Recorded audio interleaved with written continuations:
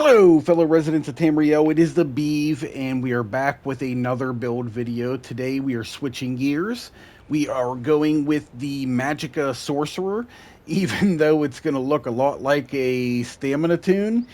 Uh, we've done a lot of stam builds the last couple days, so I wanted to go over something Magicka. And then I found that, for this to work the way that I want it to work, it's my tune's wearing stamina gear. Uh,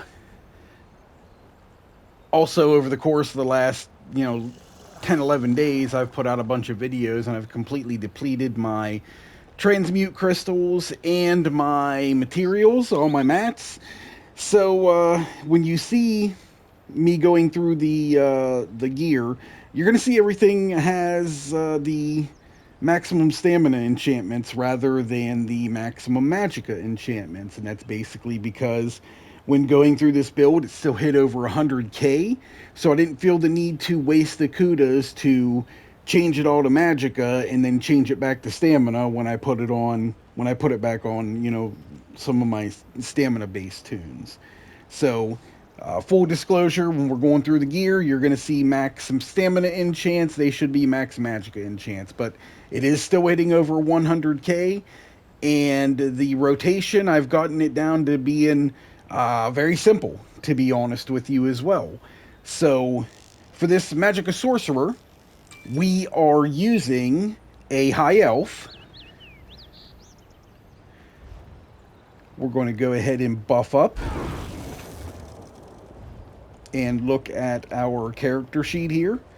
28k magicka, 20k health, 17k stamina. We have a recovery in magicka of 1574.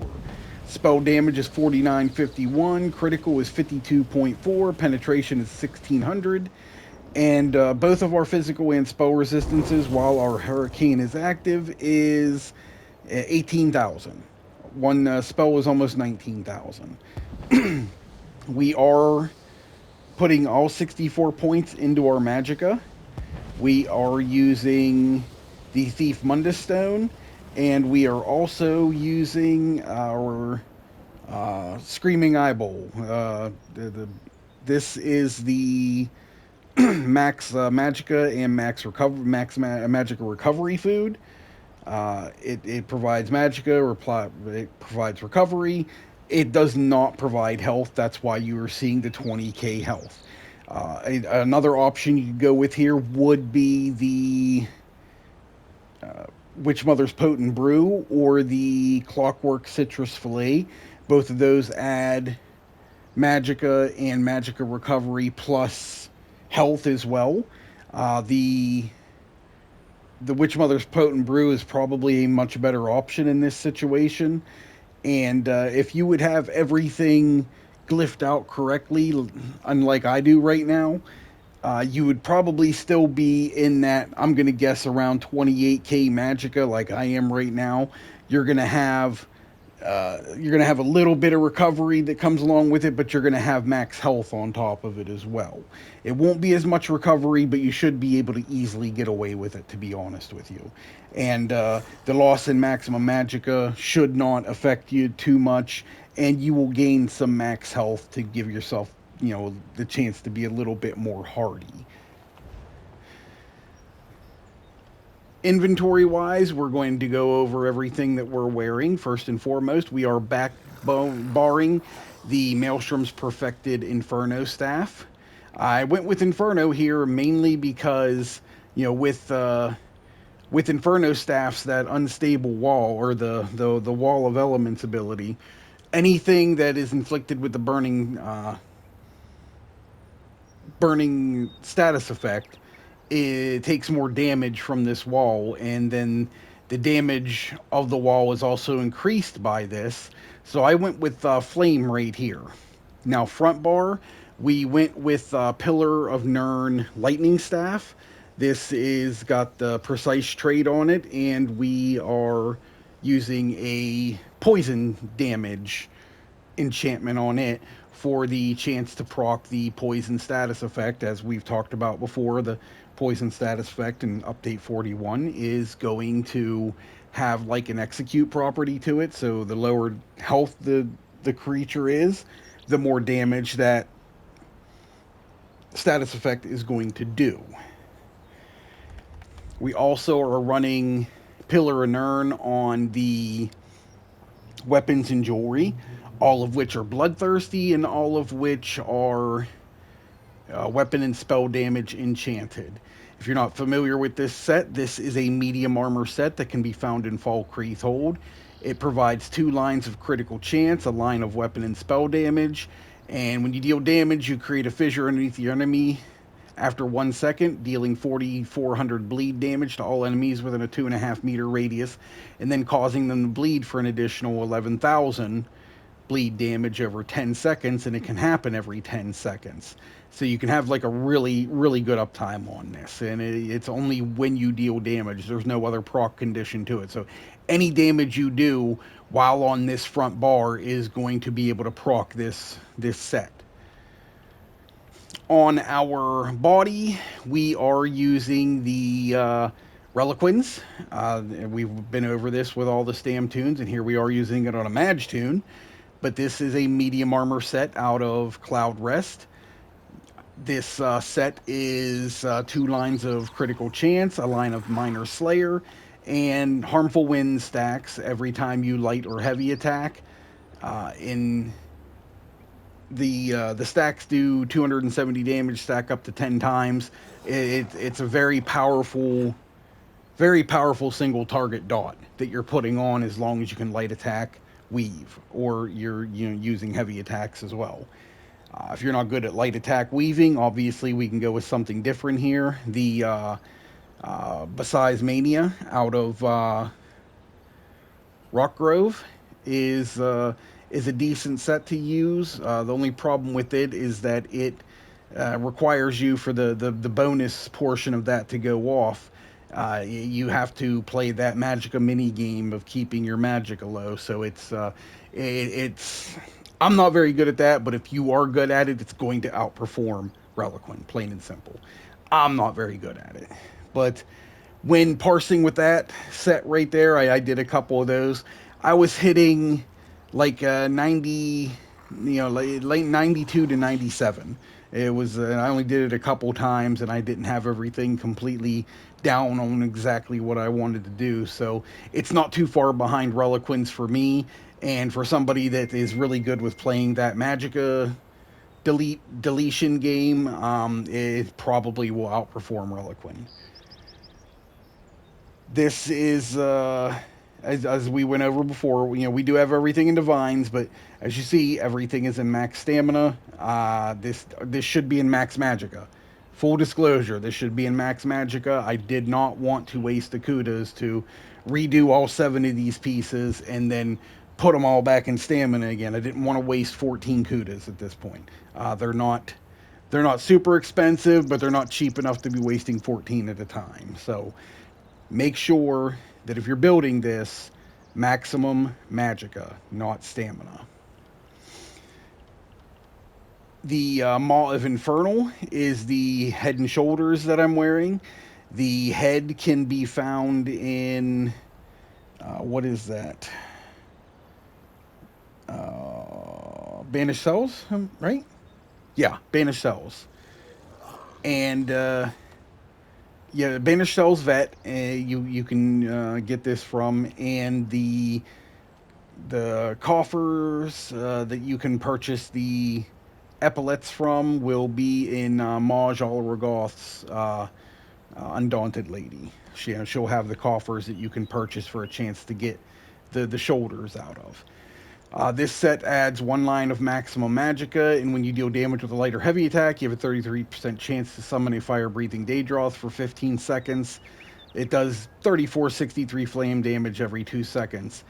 The reason why we are using this is because the Daedric Prey ability that buffs the damage that our pets to do buffs this ability right here, so it makes it, or buffs this monster helm right here, so it makes it very, very, very heavy and very, very hard hitting. It's amazing how much damage this can do. If you don't want to use this, you definitely could go with Zaun. It's very similar to the proc condition, though. You have to be decent with your light and heavy attacks, and then there's a percentage chance of it going off. There are other monster helms that you could use here. Alambris, which will not perform terrifically. Stormfist, which would be decent.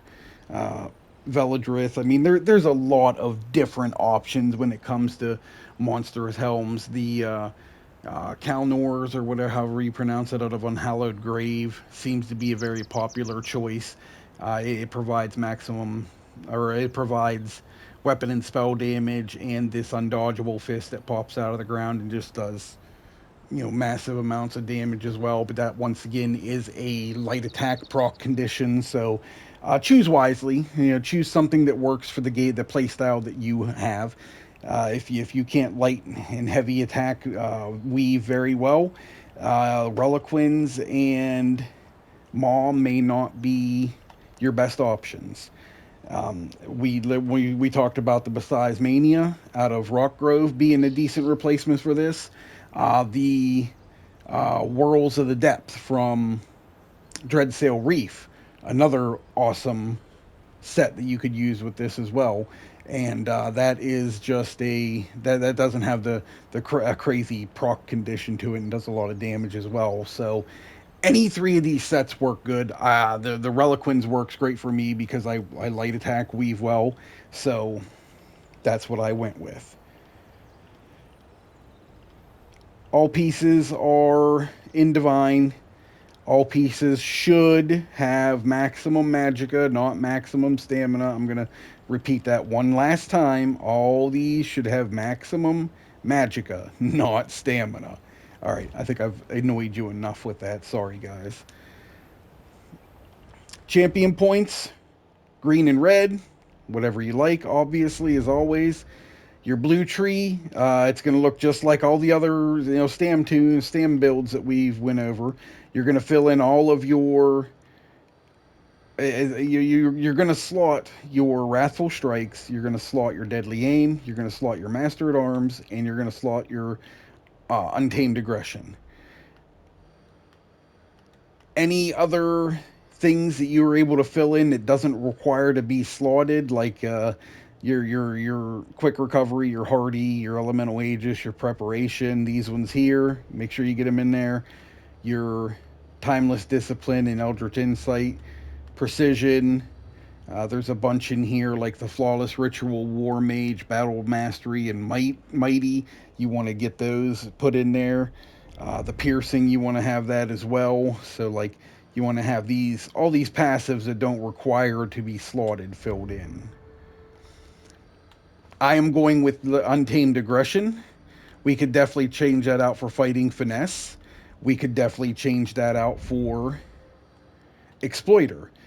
We are using Hurricane and we're using a Lightning Staff. Like we're not laying our wall down with the Lightning Staff, so it's not going to set things off balance that way. But uh, the Hurricane on the trial dummy for some reason procs the off balance. So that's definitely an option. And if you got people in group that are also using lightning staves that can set things off balance, then that exploiter is really good for like burst type of damage, as we've talked about before.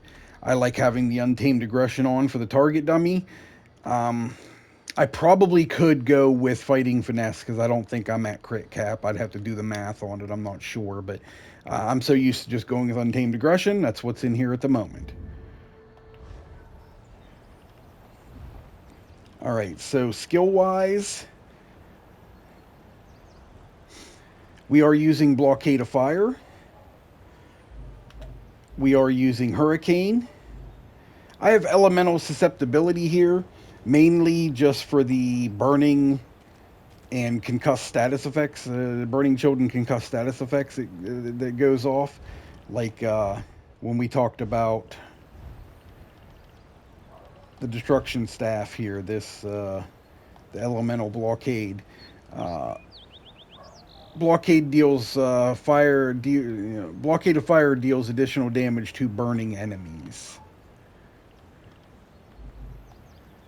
And burning enemies take 10% more damage from this ability because it's a flame staff ability. So you're gonna up the damage of how much damage this is doing every time you uh, every time the burning status effect is applied. And if you are keeping up the elemental susceptibility, that means, every 7.5 seconds for 4 seconds, get that math down correctly. Every 7.5 seconds, it's going to proc burning for 4 seconds. And during that 4 seconds, this ability is going to do 10% more damage, plus you're going to have burning damage going off on top of it as well. So it's a nice little duo of damage right there. We are using Summoning Volatile Familiar. We are using Twilight Tormentor. And we are using Greater Storm Atronach.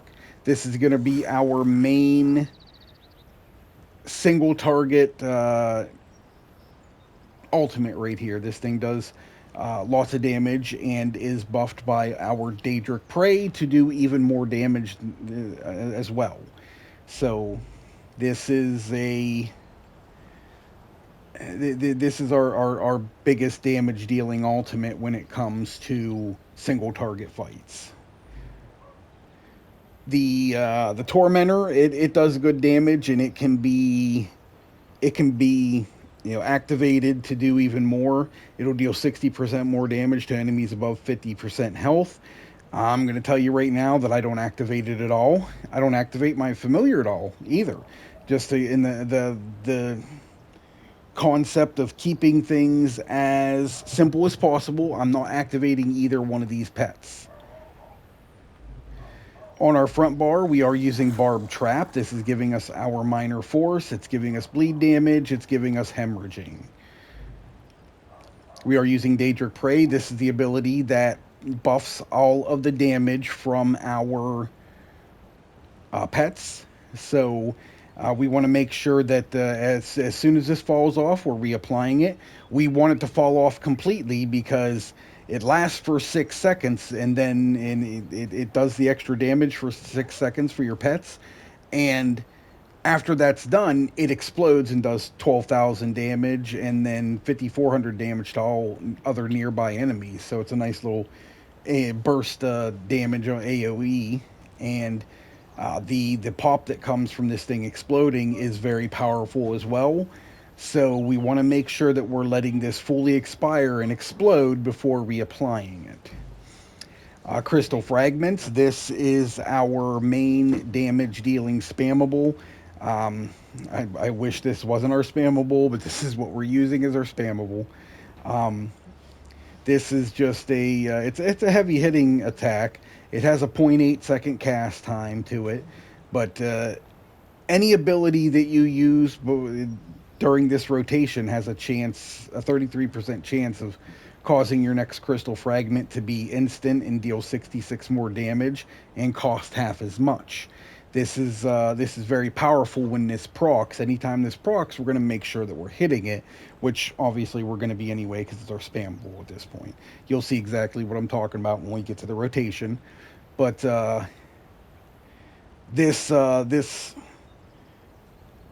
this proc condition that it has works off of itself too. So it can you can throw a unprocced crystal fragment and it can proc the next crystal fragment to be more damage dealing and half the price and be instant. So that's the nice thing about it, at least. Once again, we got both pets here, and then I am using Dawnbreaker right here just for the Slayer passive from the Mages Guild line. I don't know if I'm going to change this out. I don't know how much I like this here, but because we do have our Barb Trap back here and we do have our Dawnbreaker back here, we are getting 6% more weapon and spell damage on this front bar from having these two abilities slotted. I guess in trash fights, this is something you could do. This does have a radius, a type of cone, a radius to it that hits a lot of things when you throw it down. So in a trash fight, like in mobs and shit like that, you could easily use this just to help melt things down real quick. When you get this morphed into Flawless Dawnbreaker, that's when it starts adding weapon and spell damage for you as well. But haven't gotten that far with it with this build, so the regular Dawnbreaker it is so far.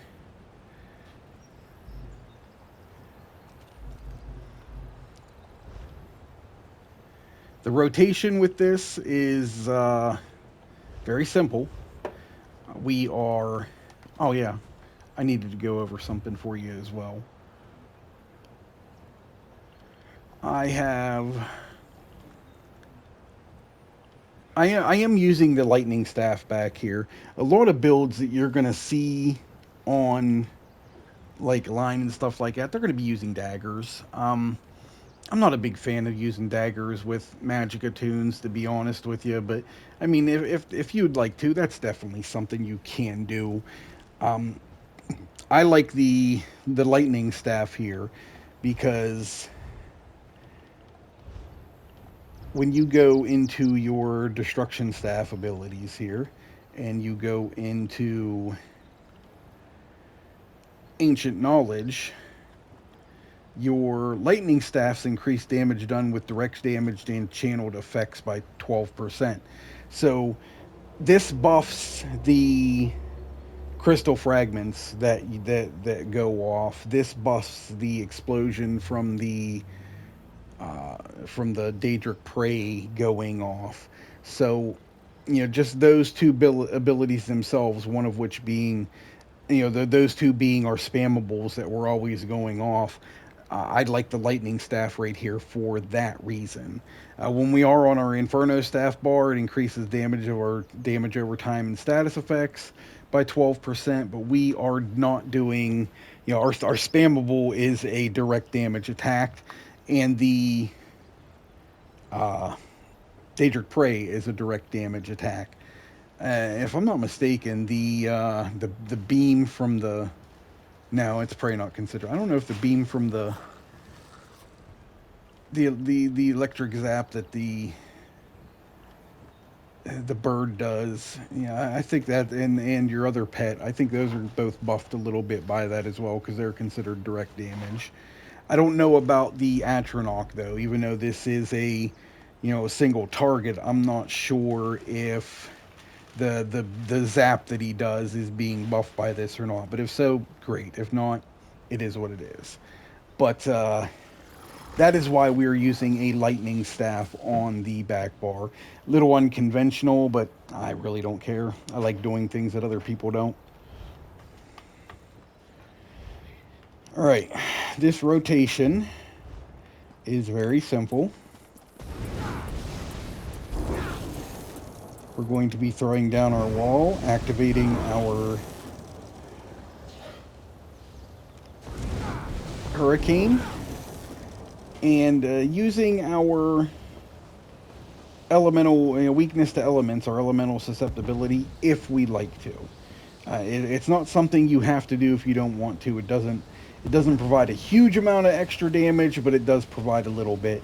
And in fights where the tank can't get everything, it's nice to have this on the bar just to be able to apply breach for yourself when minis and whatnot come out in dungeons and places like that.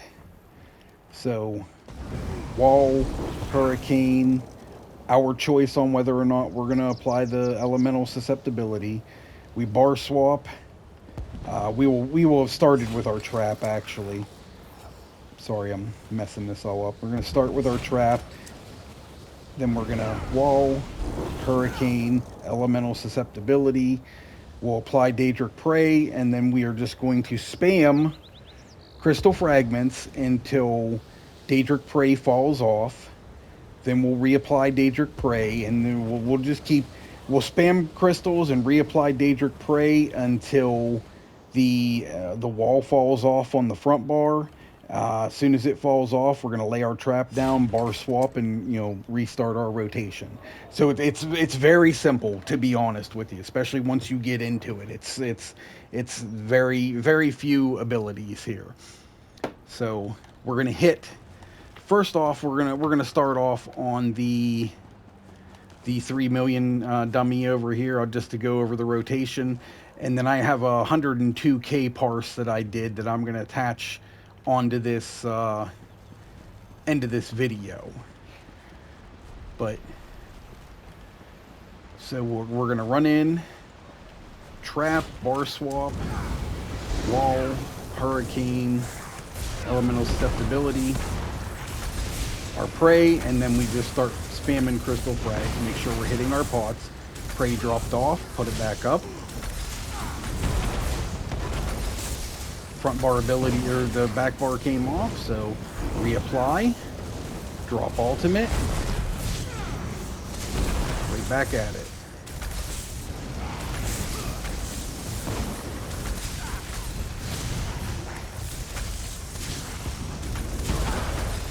Wall fell, so here we go, reapplying.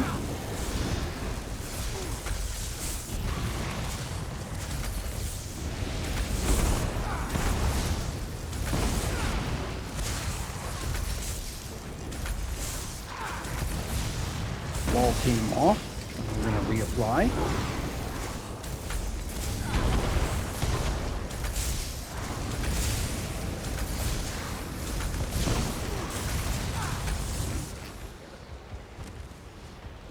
And as you see, just from the couple other parses I did that I didn't clear off here, 45k, 45.8, 45,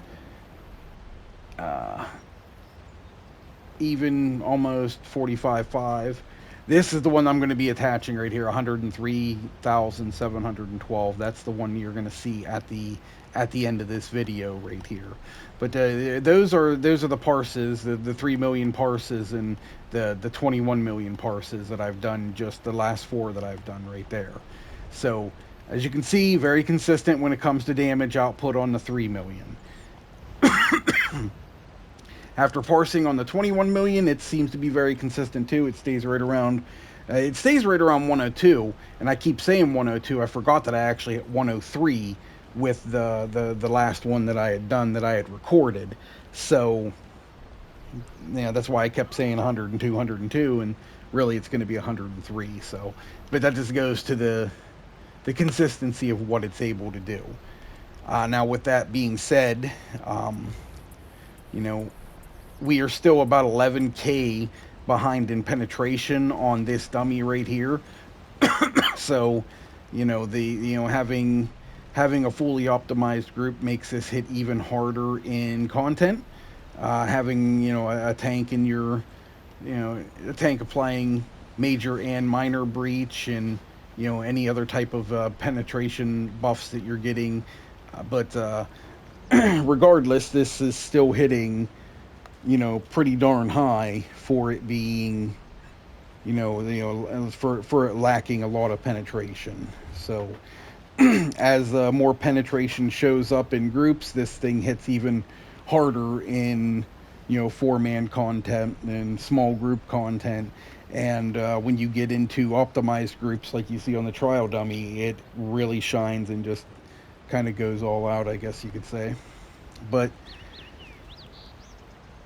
there it is.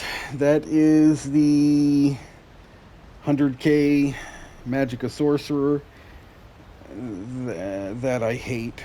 I mean, I'm gonna be honest with you. Like, I don't like it this way. I don't like spamming crystal fragments. I don't like having the Reliquins on. I don't like having the Pillars of Nirn on. I strongly dislike that this is the way that it goes to get this 100k damage, but it works.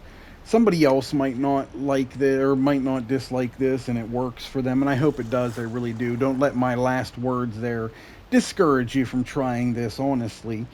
But this was my main tune for years. This is the one that I always played with, and like I miss how I used to play it. This used to be just a nice Necropotence and Mother Sorrow, you know, pet Sorc heavy attack build that did great damage and worked wonderful in content.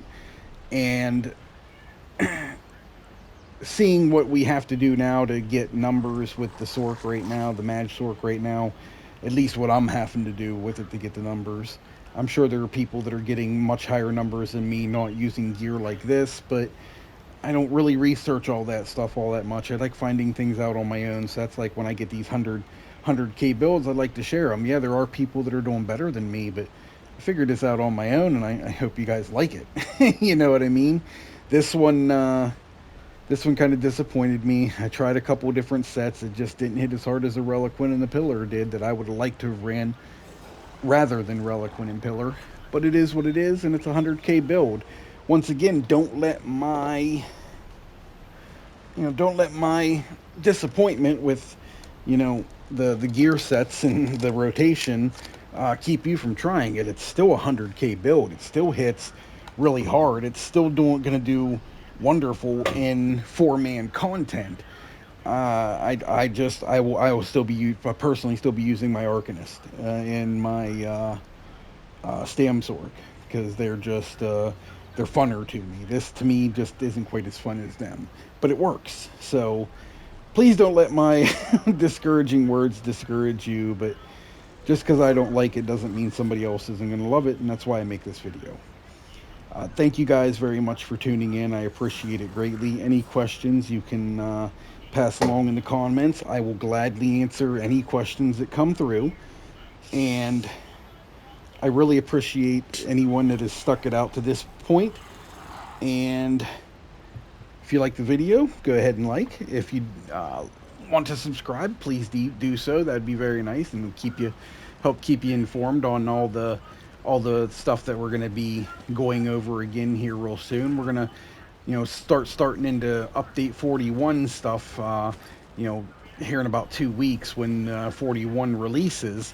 We're going to be revisiting all these builds and going over what's changed and what's better and what's worse. So, once again, appreciate you guys stopping in. Appreciate everyone's kind words in the comments and whatnot. And thank you for coming along on this journey with me. I appreciate it greatly. Until next time, guys, thank you very much, and happy adventuring.